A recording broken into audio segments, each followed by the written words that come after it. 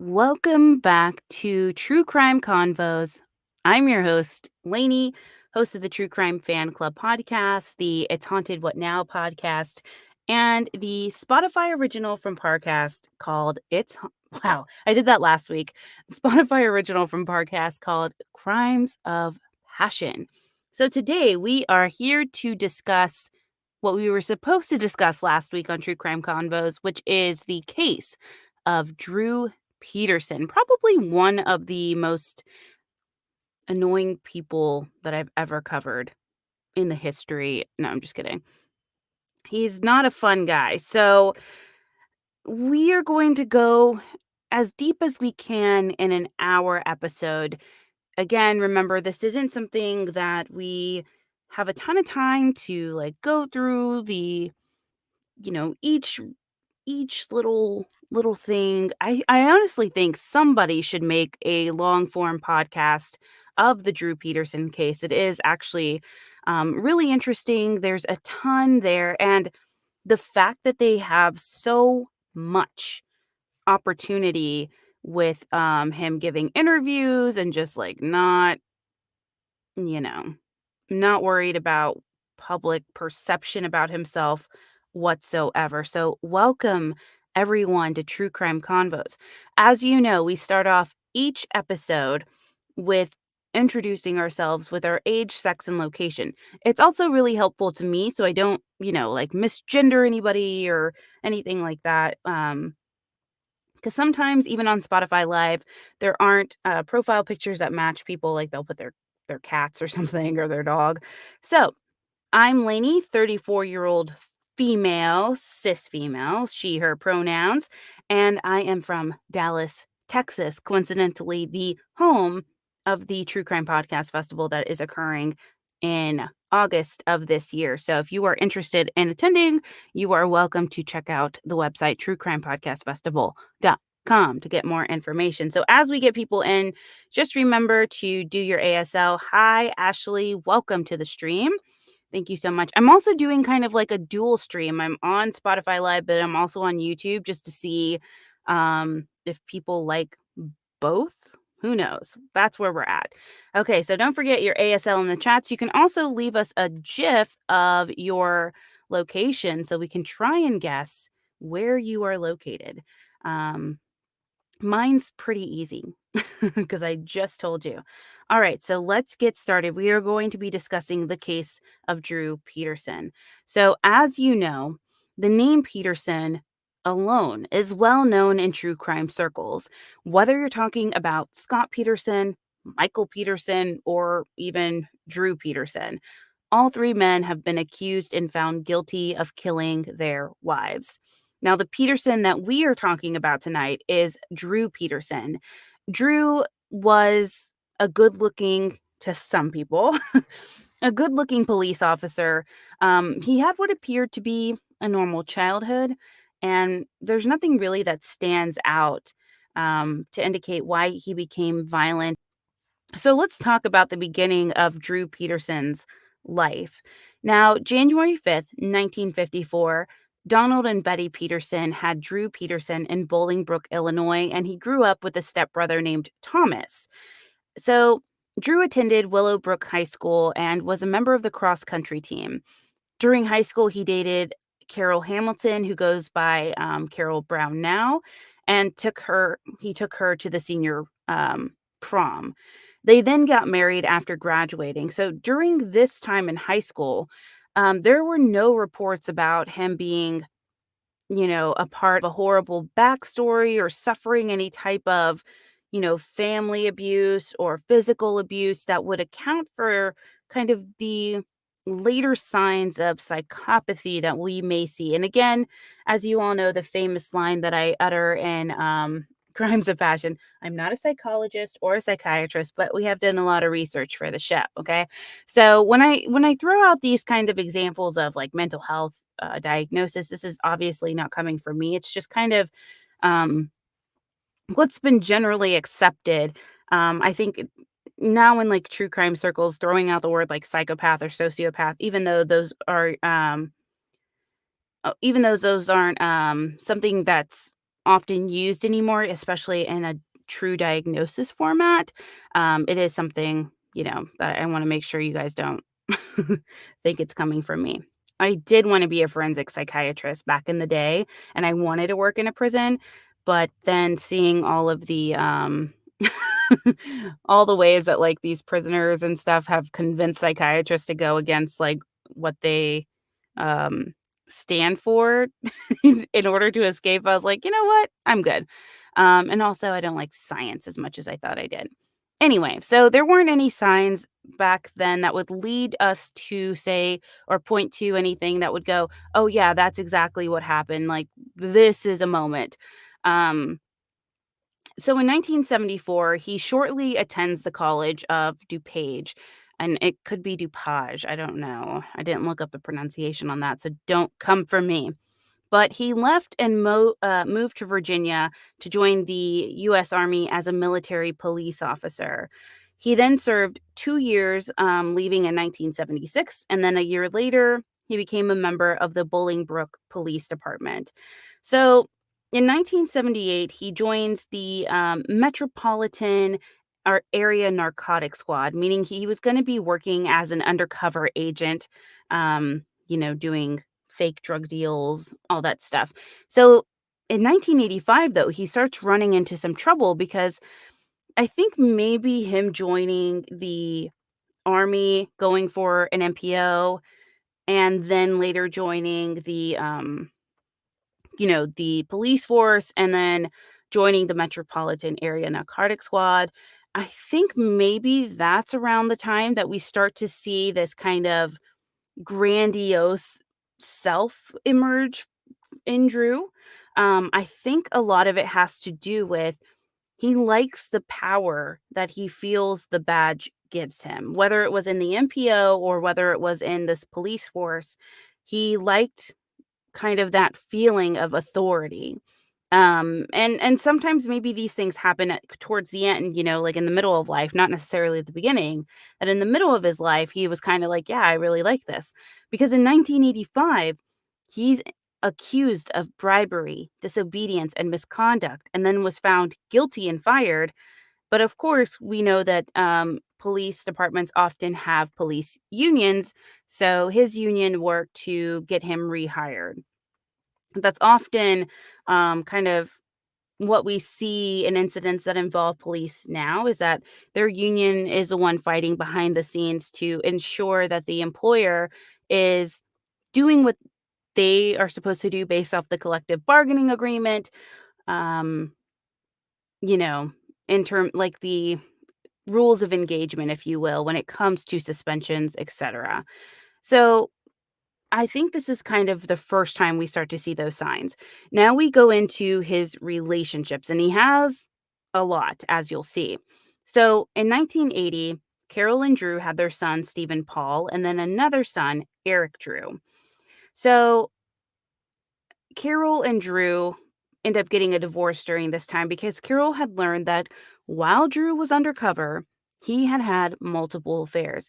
And again, I feel like he's living like I don't even know when the show is out, so it could be like not an appropriate reference, but I feel like he's living this like Miami Vice life in his brain that he's like, yeah, I'm like, what's that move? Donnie Brasco, right? Like he's living this kind of like Donnie Brasco life where he's undercover and he's living the lifestyle and he has these, women and things like that, like really kind of leaning into those personas. So Carol ends up finding out about that and she's like, peace out, dude, I'm out. Now, after the divorce with Carol, Drew starts dating Kyle Pyrie. Um, and it's a woman. But 4 months later, Kyle ends up breaking it off with him. She claims he abused his power as a police officer to harass her. And I don't think anybody, if you know the story of Drew Peterson, I don't think anybody is surprised that he's utilizing his position of power to intimidate and harass women who are no longer interested in him. Um, so she's just like, yeah, I'm over it. Now, he moves on again, and again, people find him to be attractive, like, just generally. I don't. I He reminds me of, like, a groundhog, like, Patswani Phil or whatever his name is. That's what he looks like to me.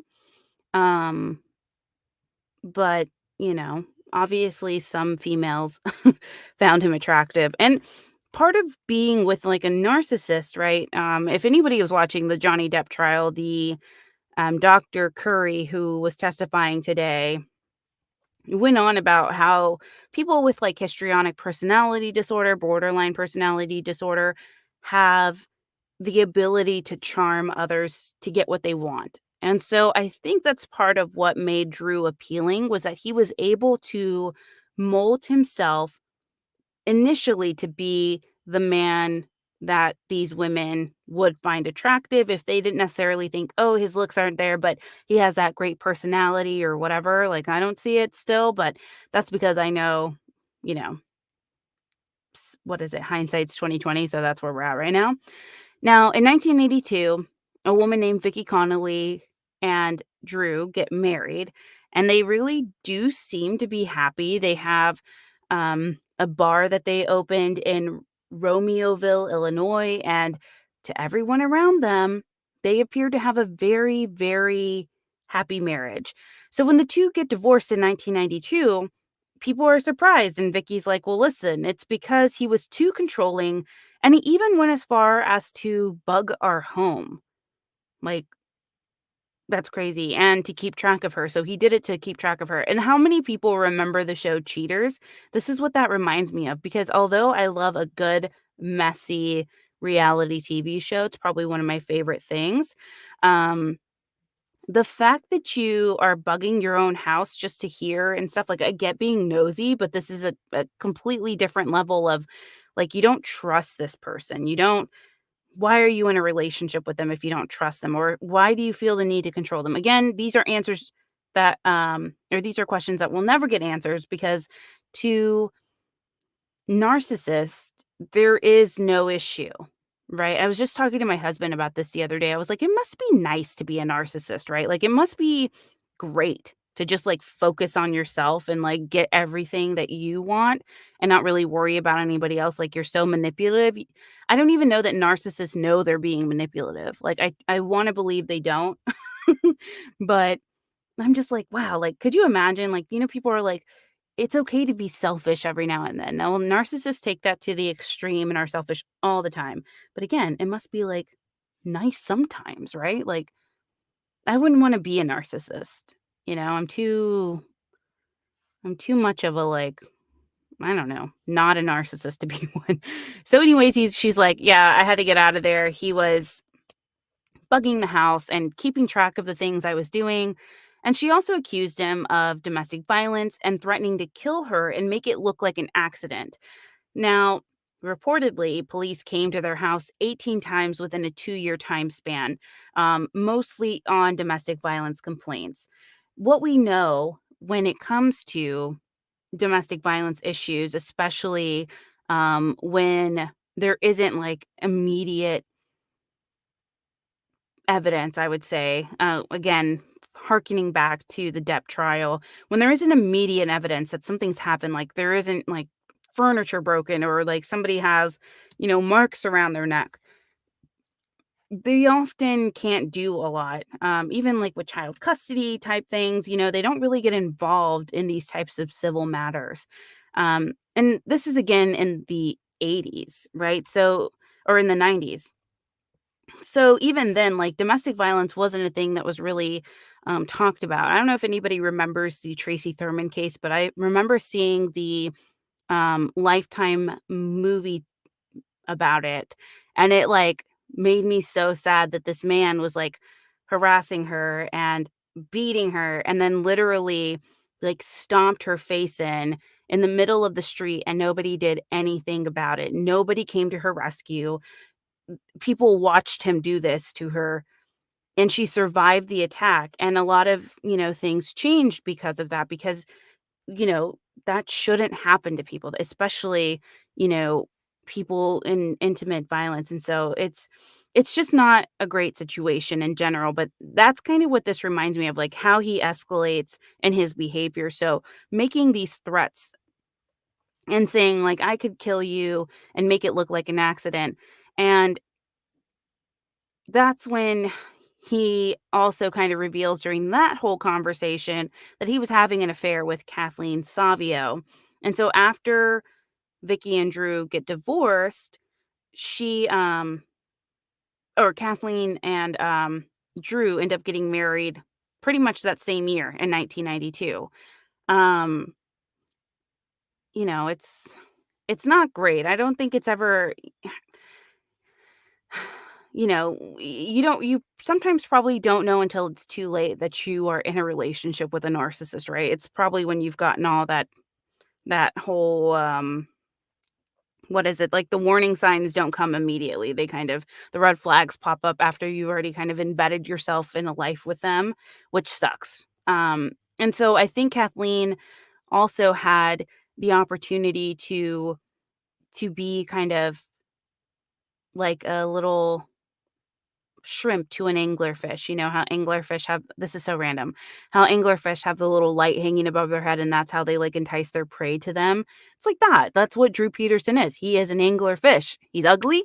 He's got a big ass mouth, and he just is like bringing people towards him because they're really kind of entranced by this light, entranced by him. Yeah. And so, I think Sunday asked, she ended up in a wheelchair. No, I don't think so. She used these, oh my gosh, that's amazing. Yes, Madeline, thank you. And Sunday, thank you. They posted GIFs of the anglerfish and Finding Nemo. It's amazing. And it's like so vivid. So that's basically Drew Peterson. Look him up. No, I think Tracy Thurman ended up using those arm crutches that go around like somebody's forearm for a while, but then she ended up going or using a cane afterwards. So Kathleen and Drew get married May of 1992, and they have their first son a year later in 1993. His name is Thomas. And then 1994, they have their second son, Christopher. And at the time, Drew had an overwhelming superiority complex due to his position on the police force.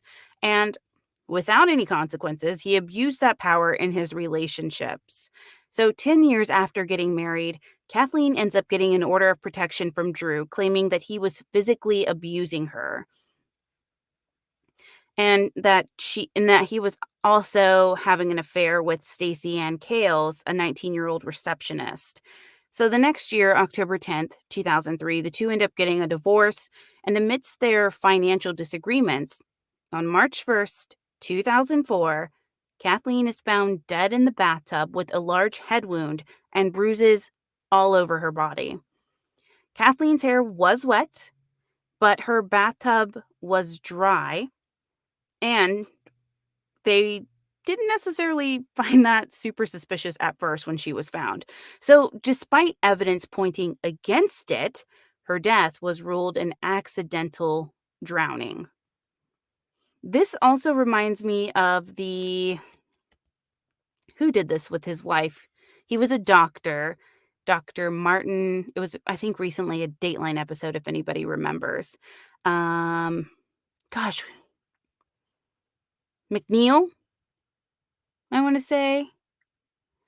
And his wife had just gotten, like, a facelift and everything, and he ends up getting the nanny to move in, which is really his girlfriend after so the wife goes in for a facelift because he's, like, cheating on her, and having affairs all over town. He's slimming down, bulking up, whatever, and so she's like, "Oh, I'm not feeling too great about myself. I'm gonna go get a facelift." He's also a doctor. So she goes, gets her facelift, and he, like, ends up taking over her care. Then he calls the, police, and he's like, "Oh my god, my wife, she fell in the bathtub, she's drowning, or she's dead," and he never performed CPR on her, etcetera, etcetera. He basically killed her. This is kind of what that reminds me of. So, despite just her hair being wet, the bathtub being dry, they still say that this was an accidental drowning. Now remember, even though it's 2004, Drew still has the the police force behind him. As much as you don't want to believe that, the boys in blue stand up for each other, they do. They see themselves as a brotherhood, and they're used to being attacked for things that they do or don't do. And so they really kind of band together. And you can't really fault them for that because there have been allegations made against police officers that weren't true. But like Madeline in the chat says, I was going to point this out that there's a high level of domestic violence rates for police officers. Um, and that's really concerning because they do get away with it. They know how the law works in that case and what would get them in trouble. I think now, especially in Dallas, they're starting to take that a little bit more seriously. We've had officers arrested, pretty much on site and suspended pending an investigation. So it's a whole thing. So I hope that more police departments end up taking that seriously, because it could really save lives. So on October 18th, 2003, Drew ends up marrying, he's 49 years old. He ends up marrying 19-year-old Stacy Ann Kales. And then when Kathleen died, she was actually 20 years old. So Stacy's sister Cassandra says that Stacy and Drew met while Stacy was a hotel receptionist, and she was just like head over heels in love with Drew when they got married. Now, at the end of 2003, the couple welcomed their son Anthony into the world, and in 2005, Stacy ends up giving birth to a daughter named Lacey.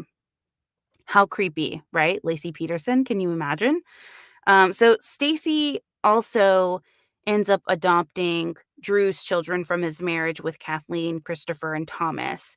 And at the beginning of their marriage, like all narcissists do and people who want to exert control, they do what we call love bombing. So at the beginning of the marriage, Drew showers her with attention and gifts, but Cassandra says that Drew starts to isolate her sister and accuses her of infidelity and forced her to get like breast implants. And Bruce Zidrak, or sorry, Zidarich, sorry, I butchered his name. He ends up going to ABC, and around the time of Stacy's disappearance, she would always look over her shoulder. She would say, I'm going to tell him that I want a divorce. And then 4 years after getting married, on October 28th, 2007, 23-year-old Stacy Peterson was supposed to help her sister with a painting, with painting, but then never showed up. She was just gone. Now, Drew says that Stacy ends up calling him that night, saying that she left him for another man, but her family found that highly unlikely that she would just leave her children. So they filed a missing persons report pretty immediately. Then an extensive search was held, but there was no trace of Stacy. And Drew, as you'll see in the media, I highly recommend going on YouTube and just typing in Drew Peterson's name, because you will see how much of a fool he acts in this case. And this is what gets him into trouble, I would say, because narcissists love to hear themselves talk. They love the media. They love to be on camera because, hey, there's no better attention than that type of attention. So that's what he did. Now, he seems rather unconcerned. He is like joking around. He makes wild statements to the media, and he's like, listen, I'm not trying to be funny here, but Stacy Peterson would ask me for a divorce on a regular basis, and it was really based on her menstrual cycle. He joked about that pretty much all the time. Like, it was one of those jokes, air quotes, that he thought was just like hilarious. And he, no matter how ridiculous and obtuse and literally dumb it made him sound, he would still keep saying that. He would be like, I don't know if you've ever been around a woman. Like, there's science behind this. So that this is related to her menstrual cycle. Like, some women get crazy. Like, I think she was just on PMS. And I was like, listen, we've all, if you are a female, have likely been through PMS at some point in your life. And if you are a mom, I am a mom. I've been through PMS as a mother now. There's nothing in me that would be like, wow, I'm so pissed off. I want to abandon my children. Like, no, that doesn't make any sense. And also, it's like such a stupid cop out to be like, oh, women, that time of the month, and flow. Like, such a stupid, hokey joke that makes no sense. And then just shows his age. Hey, Edward, thanks for joining us. um, so yeah, so he would say that. I mean, like, there's so many interviews where he says that. I think it boggles my mind that he thought that this was a good thing to do. Now, he ends up going on CBS and he talks about Stacy's problem, saying that, you know what, she wanted to move to California. She loved her kids, but she had been under psychiatric care the whole time. So after word got out that Stacy disappeared, Vicky Connolly came out and said that Drew was abusive and controlling towards her. Remember, Kathleen's gone, so she can't speak to anything about Drew's treatment towards her. All we have is the documentation, the threats, and the hearsay, if you will, that she, shared with her family and friends about how she was treated by Drew. So all of these things kind of add up. And it's really thanks to Vicky, I would say, that she spoke up for Stacy and for Kathleen, even though she may have not thought it would make much of a difference because when she was with him and when she, was going through her whole process, the police really didn't do anything to help her. And, that's unfortunate. And so she still spoke up, which is amazing and awesome. And I think that's kind of what leads us into when the investigations begin. And I say plural because it's true, there's two investigations. So, with the disappearance of Stacy, investigators decided to revisit the case of Kathleen Savio, and her body was exhumed and re-examined in November of 2007. Now, Drew ends up retiring from the force in December of 2007, a month later. And the doctor was Larry Bloom. He was a pathologist who performed the second autopsy. And he ends up pointing out that the injuries Kathleen had to the front and back of her body were not consistent with the slip and fall back into the bathtub, but that the hemorrhage on Kathleen's chest was consistent with a forceful drowning over the sink, bathtub, or toilet. Now, I think we can all see this. We all know from like the Adnan Syed case, the Heyman Lee case, rather, about lividity, right? So when a person passes away, the way that their body is left is kind of where the blood settles. Now, imagine in the case that you are being forced over a bathtub. That's not very fun, especially if you're a woman and you have um, a large chest or anything else that gets in the way. Um, being forced against the bathtub and leaned over, you are going to bruise. You're going to have some bruising there pre-mortem and likely post-mortem that starts to develop. And then, of course, as the blood settles or the blood, I don't know what it's called after, I guess, settles, it settles there. Or obviously, I just said lividity, dummy. But as it settles there, you'll notice that's where the marking is because that's where the force of the injury happened. Um, so he points that out as he's doing the re-examination of Kathleen's body. Now, the original pathologist had listed that the injury pattern could have been caused by an accidental fall, but Dr. Blum said that was unusual due to the fact that the original doctor was not asked to rule on the manner of death. Now, after the second autopsy was concluded in February of 2008, it was officially ruled a homicide, and Drew Peterson was the main suspect. So, December of 2008, he was in a relationship with Christian Rains, whose father made her end the relationship in January of 2009. He was like, "Listen, I'm getting my kid out of there no matter what." And kudos to that dad for like pushing his daughter to end that relationship because she could have ended up like Stacy or like Kathleen. Now, in May of 2008, Drew took a lie detector test about Stacy Peterson. And he stuck with the story that she left him for another man and that he didn't know her whereabouts. And guess if he passed it or not. And I'll check the chat.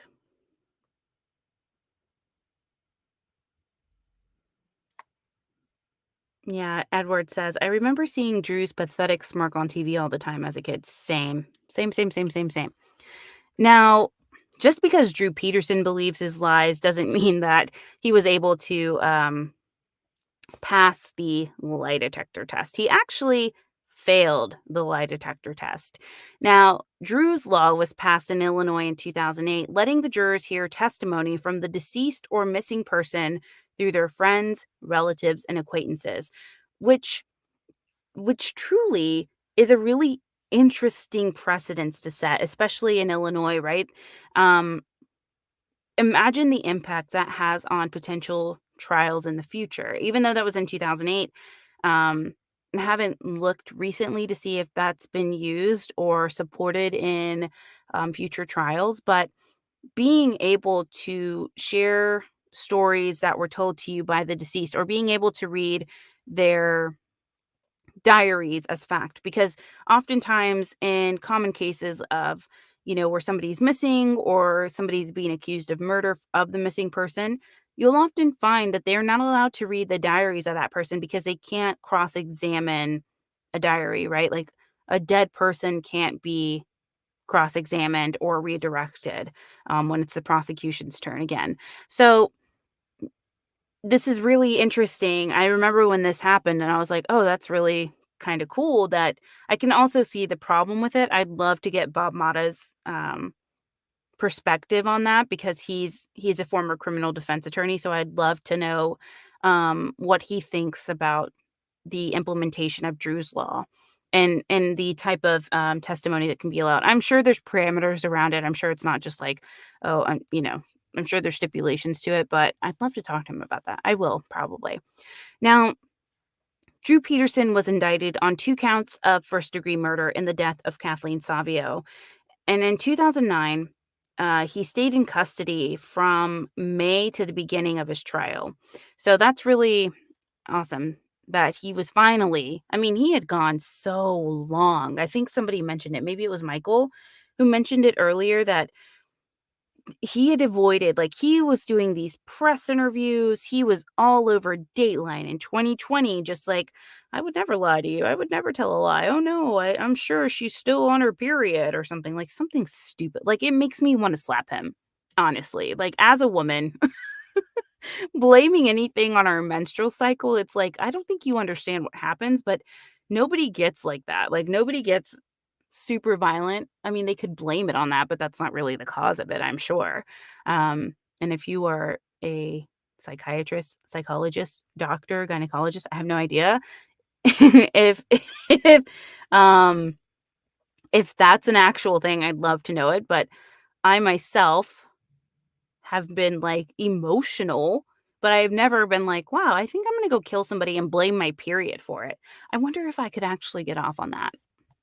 I wouldn't do it, obviously, but I'm just saying, like, it's so infuriating to be like, you know, and they called him out on it justly. Like, the interviewers who heard him say that were like, "Really, dude? Like, come on. Are you serious? You're really saying that?" And he'd be like, I'm not joking. I'm serious." Freaking idiot. Stupid looking anglerfish. Not afraid to say it. All right, so he's finally in jail. He's in custody, and it's not like Drew Peterson stays quiet while he's in there. He's still yapping away at the ether, if you will, or in the ether, and just being an idiot, if you will. He's probably he's one of those people that you're like, "Wow, you are so dumb," but you think you are the smartest person in the room, and he really isn't. He's lucky he was a police officer, um, and he's lucky that he did a semi good job of cleaning up his messes, if you will, because we'll get into it in terms of the trial, but I think this is all down to luck and definitely not smarts because he's an idiot. Sorry, I need to take a drink. All right, so now we go into the trial. Jury selection is set to begin July 8th, 2010, but prosecutors file an appeal over hearsay, which delayed the trial until July 31st, 2012. Now, Judge Edward Berlima rebukes the prosecutors after the defense asked him twice to dismiss the case because of inadmissible and prejudicial statements. Now, the first testimony of the trial came from Anna Dorman, who was Kathleen Savio's sister. Now, with no physical evidence linking Drew to Kathleen's murder, the hearsay evidence of what was said was crucial to this case. Anna's testimony was the following. She said that Drew told her he was going to kill her. She was not going to make it to the divorce settlement.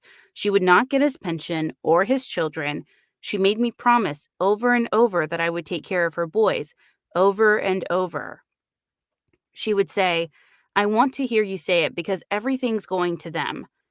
During the cross-examination, it was brought up by Joe Lopez, the defense attorney, that she did not reveal this to anyone and never voiced any suspicion, even going as far as inviting Drew and his sons to a banquet not too long after Kathleen died.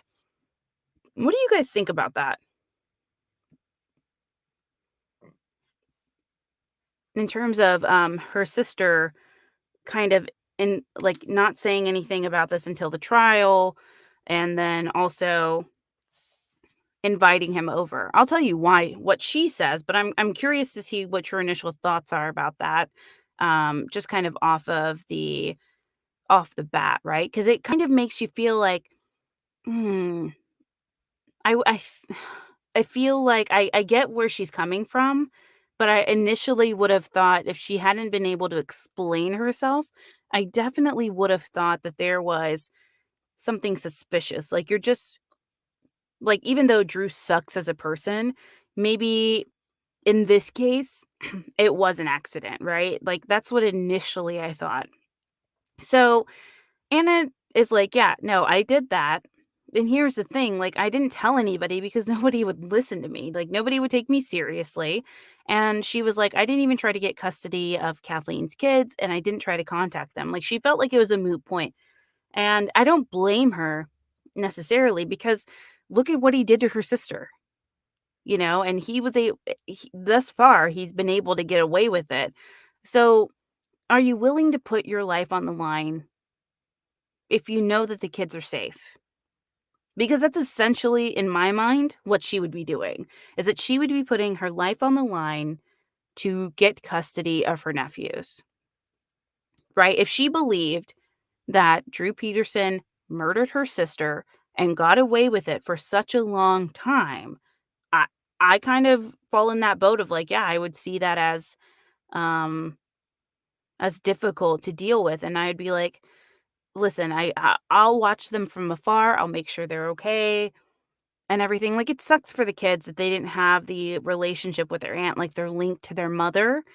That part definitely sucks, but on a human like survival level, like a human instinct level, I would be like, "Ooh, it's so hard," because you don't really know what you would do until that situation pops up. So I understand why she would want to, like, preserve her life and be scared of Drew. Like, I totally get it. He is up until this point, and again, I have hindsight, so I'm not scared of him because he's a stupid, ugly anglerfish, and I used to like anglerfish, and now he makes me hate them, and I hate that I use that as an analogy or metaphor or whatever.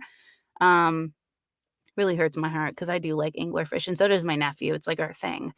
Um, so yeah, that's upsetting. Now the next to testify in the trial was a former colleague of Drew's who said that he ran into Drew at the Will County courthouse weeks before Kathleen's death. And Drew had made references to Kathleen taking all of his money and adding, life would be easier if Kathleen were dead. Now, when cross examined, he said he did not take the statement seriously at the time. And who would, right? Like, you don't know that this dude's a killer. So it's not like you'd be like, you're probably going to kill your wife. Me and my true crime mindset would say yes, like, for sure, we gotta watch this dude. He could kill somebody because, you know, but divorces are contentious, or some divorces are contentious, so it's easy to kind of kind of be like, those types of situations when somebody says, like, "Yeah, it would just be easier if they're dead," and I'd be like, "Okay, like, good luck to you." But also, if you end up killing this person, like, I'll testify against you, like, I what do you do? Realistically, what do you do? We need John Quinones in here to tell us, like, what would you do? Because I don't know what I would do. in that case if a coworker said that to me. So he just was like, "Yeah, I didn't take it seriously." And also, we've seen, if you've watched any of Drew Peterson's many, many media interviews, you kind of see his personality. He's very dry, sarcastic. He thinks he's funny, and it makes sense why people wouldn't take him seriously because, um, oh my gosh, I'm going to draw a parallel to myself and Drew Peterson, but this is the only way. So I have a very well, I think it was a lot worse when I was younger, but I had very dry, sarcastic humor. And I could joke about, like, literally everything under the sun, or I'm just really sarcastic and I have a straight face. You wouldn't know that I was joking or not. That's how I get, like, the majority of my family to get mad at me is I, like, act really seriously, or my friends, I, like, deadpan my face, and I'm like, "Yep, this is what happened," and they believe me, and then they get mad when I reveal it's a joke. So if somebody heard me say, like, "Oh, yeah, I'm gonna kill Brett," or, like, I joke about that all the time, except Brett killing me, my husband, because I'm like, I'll never tell him how much I won't ever share with him how much I have in life insurance because I don't want him to kill me for it. And, like, Brett would never do that to me, I think. And he also told me that if I ever thought of killing him and I was, like, actively planning to kill him, that I should just divorce him and that he would give me whatever I wanted. Instead, he's like, "Just let me live, like, I you can have whatever you want." Like, don't do it. So, obviously, I hold the power in that. So, there is that situation. Okay, back to the the trial. So, Robert Deal is a crime scene investigator, and he was another person to testify, saying that he saw no signs of struggle in the home where Kathleen was found. And so when he was cross-examined, he said that he's seen murder scenes where everything is broken, there's blood spatter all over the place, and he added in his own words, when someone is fighting for their lives, it's an intense thing. And so the prosecutors were trying to convince the jurors that there was no evidence because it was handled so poorly by the police. It's kind of a la John Benet Ramsey, where they were like, "Yeah, this case that we'll never find who did this to her because this case has been so bungled, the crime scene's been compromised like crazy, so there's no way we're gonna ever understand what happened because the police jacked this up." So it's essentially what, um, Robert Deal is saying, is that there was nothing there that they could have pulled from because police were just like, "Yep, it was an accident, mhm." So, Harry Smith is the next person called to testify, August 29th, 2012. He's actually a defense witness. Harry was the lawyer who represented Kathleen during her divorce from Drew and was called on the stand to discredit the testimony of others who said that Stacy had accused Peterson of killing Kathleen. Now, the plan with this testimony was to prove that Stacy was trying to extort Drew for more money, but the plan ended up backfiring.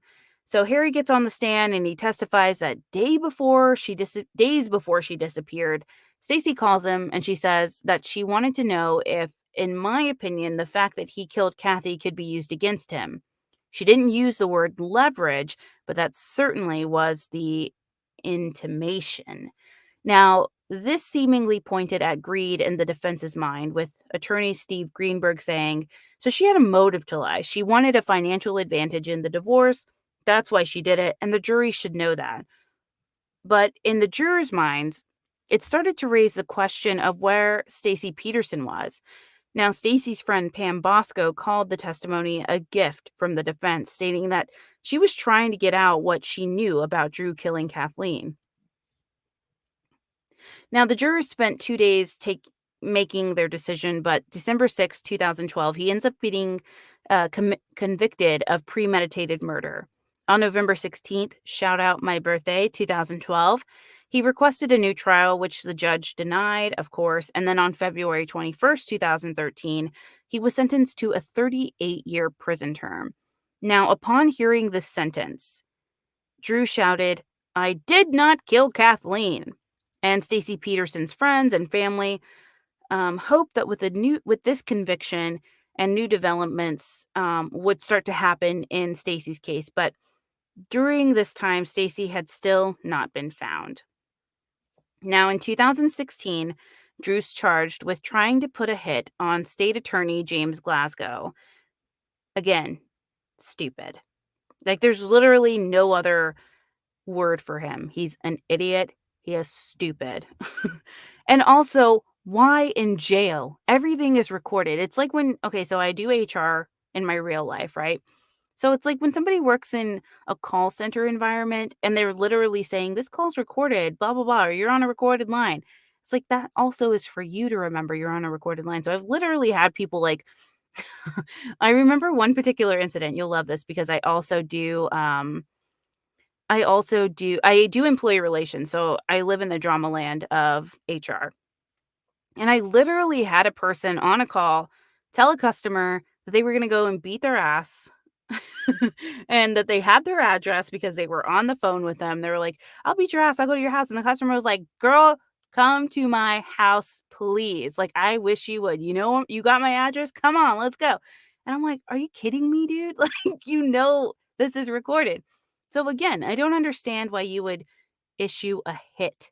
This is a PSA. I wish we had those people a few chats ago who remembered um who were like tweeting things out about true crime convos and stuff and like capturing like little hits here or tips and tricks for killer like people in general, not just killers, but like don't look at me. Do not put a hit out on somebody when you are incarcerated, especially on a recorded line. Don't be stupid, okay? So he goes and tries to put a hit on State Attorney James Glasgow. So he tries to hire, okay, dumb. He tries to hire a fellow inmate's uncle, but the inmate, Antonio Beast Smith, ends up wearing a wire for the prosecutors because, of course, in jail, you do not have friends. Has anybody watched 60 Days In? Like, I'm telling you, when I love trashy reality shows. 60 Days In is one of my favorites. So you do not have friends in jail, okay? Everybody is out for themselves. Worry about yourself. That's it. So if an inmate's like, oh, I got an uncle who can do this for you, they're a snitch. Don't be stupid, okay? They're a snitch. In jail, you have no friends. That's why when you get out of jail, you often don't keep track of them. Like the 60 Days In people are like, yep, you don't talk to them. You forget. You move on. It was a moment in your life and you move on. Not trying to be callous here. I'm just saying. It just doesn't make any sense. So Antonio's like, bro, I got an uncle. He'll do it for you. And then, of course, he wears a wire. And then on one recording, Antonio said that the hit would be done by Christmas, and Drew responds with like, "Oh, that'd be a nice Christmas present." Stupid, ugly anglerfish laugh. Insert here.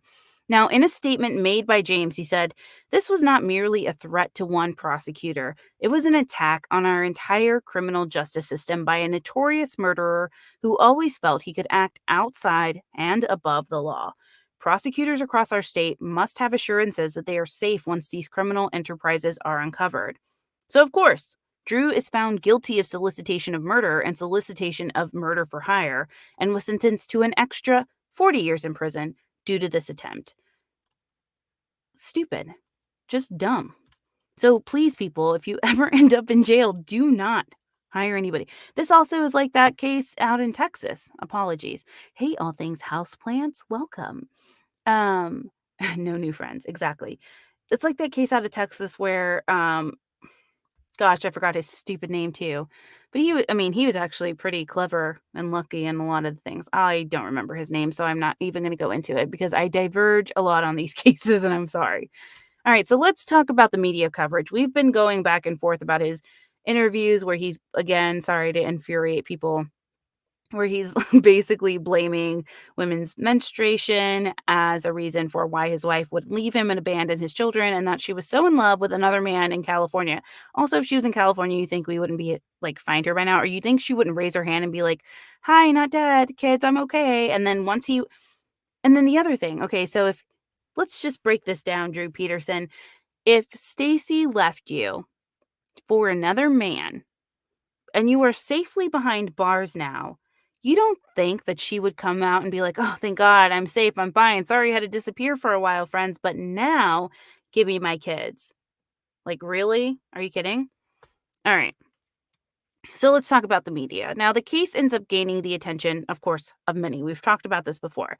Now, before the trial even began in December of 2007, Drew Peterson was the subject of a Dr. Phil episode called A Killer Among Us. And also, boo on Dr. Phil. We are not fans. We don't fangirl over him because he is, in his show, takes advantage of vulnerable people.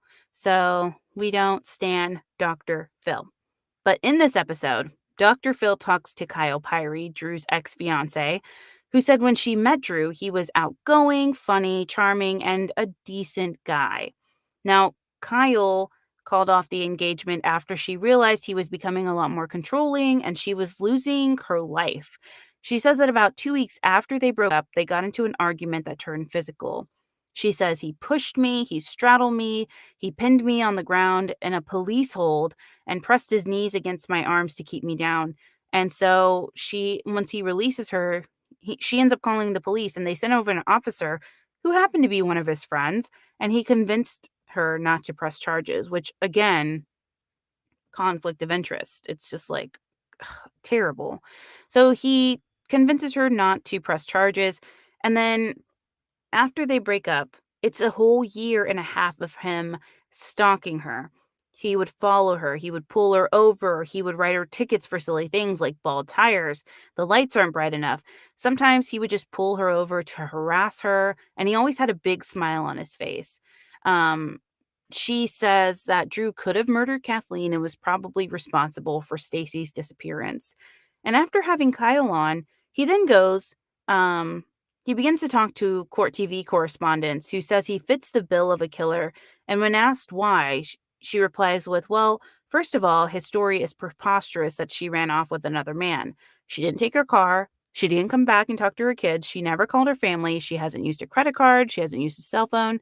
I mean, it's just insulting to all of our intelligence. And the second thing is his demeanor and his attitude. He's almost dancing on her grave. He's doing a little jig in the driveway in the front with the reporters. He's making jokes about posing for Playgirl. Like something's really wrong with him. And then Dr. Phil talks about how Drew's emotions during the time that Stacy's gone or has disappeared seem to really be inappropriate. And I say seem like, what? Of course they're inappropriate. Drew told him over the phone that if he shows any emotion, people will think he's faking it. And that's because, guess what? He is faking it. Duh. Like, come on. So the next two people interviewed for the show were Terry, who was a former employee of Drew's, and his wife, Carol.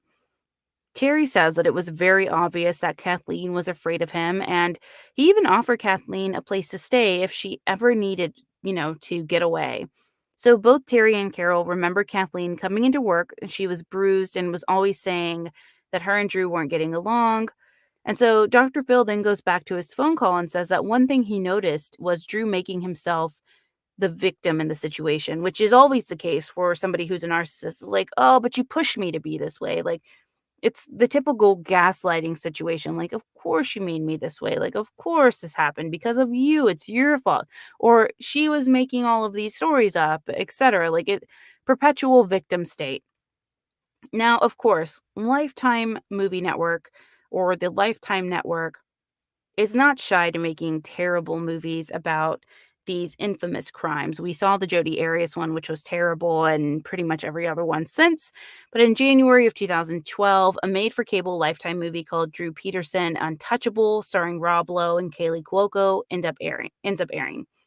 So, obviously, Rob Lowe played a more detached version of Drew and makes comments like, I am the most researched man in America. I have a wife run off, and I'm interesting. But what was then just a silly movie line became too real in 2019 when Drew was reported as saying, I get love letters from women, a couple a week, and I try to write everyone back. I married these women, he's talking about his former wives, and try to compare them to my mom and my aunt, who were all very good housekeepers, great people, honest in their marriages. But when these women failed in that, I became disappointed in my marriages and they fell apart. I don't think that's really the case. I don't think you were upset with the way Stacy or Kathleen mopped the floors. I don't think that was it. And if that's please, bro. Anyways, all of his quotes piss me off.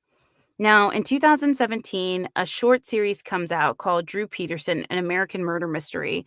And it was kind of just a docuseries that walked through the Peterson case. Pretty interesting. Um, Christina Rains was one of the many people to speak out about Drew in the media. In Cellmate Secrets, Christina describes how Drew tried to teach her how to snap someone's neck within seconds. She also says Drew admitted to her that he killed Kathleen and Stacy was his alibi, and Stacy was trying to hold the information over Drew's head, and he wasn't having it. He was driving about 2.5 hours away and killing Stacy, and he put her body in a blue barrel. And at the time of the trial, Christina was not asked to be a witness, but she did testify in front of the grand jury. So the TV interview includes snapshots of Christina's journal, where she claims he drugged her on their second date, spied on her, and gave her jewelry worn by his former wives. She also stated that while Drew denied killing Kathleen and Stacy, he always spoke about the latter in past tense. So 2017, Drew ends up getting sent to Indiana's United States Penitentiary to serve his sentence. In a letter written in 2016 by an Illinois Department of Corrections official, he said that the offender Peterson is a threat to safety and security of the department, and therefore an interstate corrections compact agreement transfer is being initiated by IDOC. So after Drew arrived, he was attacked by another inmate. Not a surprise because he's a cop and people don't like cops. So it wouldn't make sense that he would start to bolster his reputation by being like, yeah, I killed my wife. But he wasn't in any other altercations after that. He ended up working in the prison laundry, making about $20 a month, stayed in contact with his children, kept up with politics, and watched movies and sitcoms. 2019, he's transferred to an undisclosed prison, but most think he's actually in Indiana State Prison, which was the place of outside protests in 2018 due to the living conditions. Of course, he still maintains his innocence, even asking multiple times for the motion to overturn his conviction. In 2021, he wrote a handwritten letter stating his counsel was ineffective and that the prosecution intimidated witnesses, claiming the hearsay evidence should have been inadmissible. Forensic psychologist Dr. John Delatorre said that Drew exhibits signs of both antisocial personality disorder and narcissistic personality disorder. These kinds of individuals believe themselves to be above societal norms. He most likely believes that he has done nothing wrong, and his current incarceration is directly related to problems with the judicial system. That's what I'm saying. Like he's constantly like, "Oh man, you got me on murder, but it's really not my fault. Like, you guys didn't even put me away for murder right." Like, he's just pissed off that everybody didn't do everything right. Now, a court hearing ends up taking place in February of this year, and there's another that's scheduled for May 18th um, to look at, his conviction, etc. So even if his conviction in the murder of Kathleen is overturned, he still has a 40-year sentence for the murder for hire. So he's not getting out of jail. He's going to die in jail. Now, as of 2022, Stacy Peterson has still not been found. There's been no sign of her since, so people obviously are hoping that eventually he gives up her location and says what he did. But again, as a narcissist, he will not do that. So, I don't know if that will ever happen. Her case and Susan Powell's case are probably two of the cases that really really kind of get me for a minute. Is like I really want them to be able to come home, and I want them to be able to be laid to rest. I think that both of those women got in over their heads with their spouse. Like I felt if you listen to the Cold podcast about Susan Powell's disappearance and eventual murder, like everybody believes she's been murdered, it's really sad to see how naive she was and that she didn't realize until it was too late that she had the power to leave him. Um, and so it really breaks my heart for Susan Powell, like a lot. 'Cause she was just a vulnerable person and ugh, just taken advantage of so much. And then same for Stacy. She was young. She was 19 years old getting in a relationship with a 49-year-old, I mean, When you're that young, you think that the man we're talking about is Drew Peterson.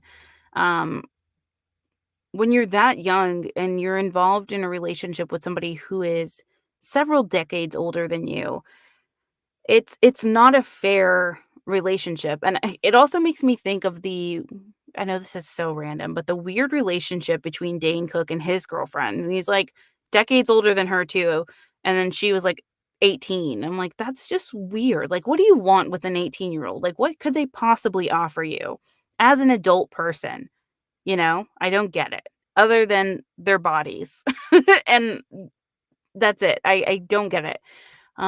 That's not to knock people who are in, older relationships with people, but I feel like 19 is just way too young to be in a serious relationship, and then then you have children, you know? So you're so naive at that age. Like, there are some trust me, there are some 19-year-olds who have lived a life, like, more life than anybody, decades older than them. I get that, but this was not who Stacy was, by all accounts of what we hear. Like, why do you want somebody so far behind you in life? I never understood that with people who were, like, in their 30s dating 19-year-olds, or in their 40s dating 20-year-olds or 23-year-olds. I was like, it doesn't make sense at all. It's like, it's clear what the relationship is, and I feel bad for the younger person involved in that, because they don't get a chance to, like, really live their life. Like, sometimes those experiences are really